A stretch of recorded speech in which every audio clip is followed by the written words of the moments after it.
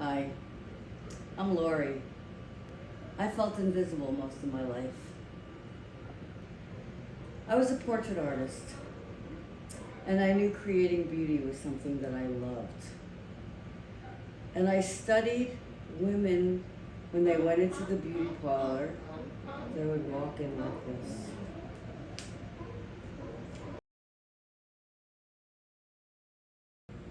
But that's not the answer. It's one of the really important answers. Know what you're putting on your face. Your skin is the largest organ. Know what you're putting in your body. Know who you're listening to. That's really important. But know yourself and know what's important to you.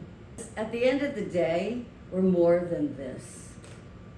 If I can help you look in that mirror and end that internal suffering that you have, so that you can embrace life with passion and pleasure beyond your comfort zone, I know that by the time it's my turn to die, I will have made an impact in this world. That's why I'm here. Let me help you do that for you. Oh my God.